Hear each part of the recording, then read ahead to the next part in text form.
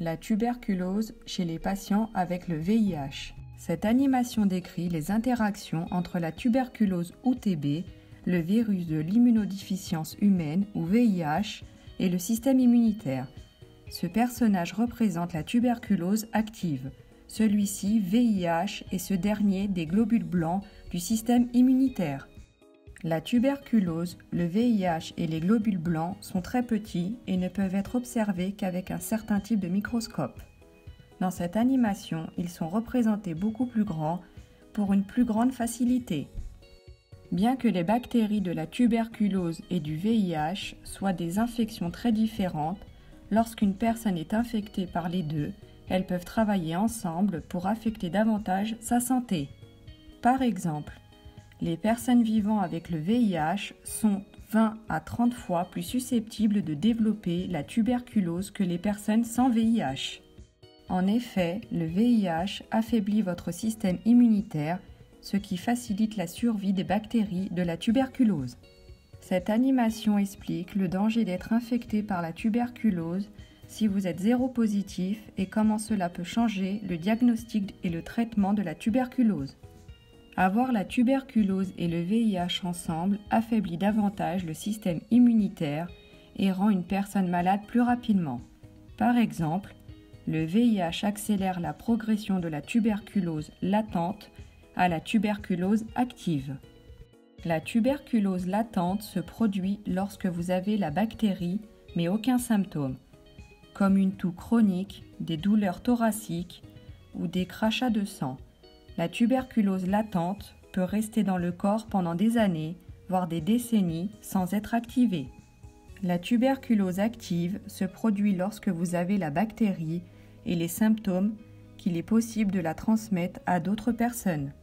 Si vous vivez dans un endroit où de nombreuses personnes ont la tuberculose, vous pouvez l'attraper par inadvertance, surtout si vous êtes séropositif.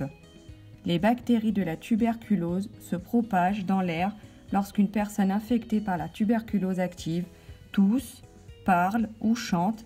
Il est donc facile de la transférer d'une personne à une autre.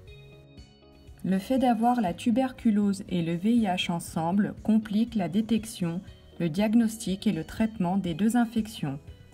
Il est essentiel de travailler en étroite collaboration avec le médecin traitant pour soigner cet état de santé. Un traitement approprié du VIH aidera à reconstruire le système immunitaire, qui est la principale défense contre la tuberculose. Parfois, cela rendra les symptômes de la tuberculose plus évidents ou plus graves, car le système immunitaire combat l'infection. Lorsque vous commencez à prendre des médicaments anti-VIH, il est très important d'informer votre médecin de tout nouveau symptôme et de ne pas interrompre le traitement. Lorsqu'un patient est séropositif, le test de diagnostic de la tuberculose devient beaucoup plus difficile. La tuberculose est souvent diagnostiquée en examinant les symptômes avec des radiographies des poumons et en utilisant des tests diagnostiques. Cependant, les personnes atteintes à la fois du VIH et de la tuberculose peuvent présenter peu ou pas de symptômes de tuberculose et auront des radiographies pulmonaires normales. Ils pourraient également avoir ce que l'on appelle un faux résultat négatif. C'est à ce moment-là que vous avez la tuberculose, mais un test de diagnostic ne peut pas le trouver. Pour éviter un faux test négatif, il est recommandé aux agents de santé d'utiliser le test GeneXpert lors du diagnostic de la tuberculose chez les patients séropositifs. Bien qu'un tel test soit plus coûteux, il est également plus précis. Vérifiez auprès de votre médecin la disponibilité de ce test. Avoir la tuberculose et le VIH ensemble peut également compliquer le traitement. Par exemple, certains des médicaments, comme la rifamycine, utilisés pour traiter la tuberculose, interagissent avec ceux administrés pour le VIH, ce qui les rend moins efficaces. Votre médecin saura quel traitement appliquer aux patients atteints de la tuberculose et du VIH.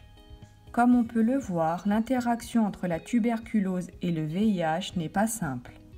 Si vous êtes séropositif, cela signifie que vous devez travailler en étroite collaboration avec votre médecin pour déterminer quand et si vous devez subir un test de dépistage de la tuberculose tout en surveillant votre santé.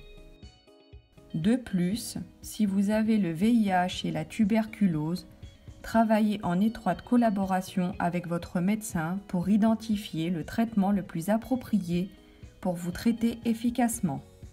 Assurez-vous de suivre votre traitement à la lettre, comme indiqué par votre médecin. Ceci est très important pour votre santé à court et à long terme. Les prestataires de soins sont là pour prendre soin de nous dans des situations comme celle-ci. Ils veulent nous aider à suivre le traitement, à réussir et à améliorer notre santé.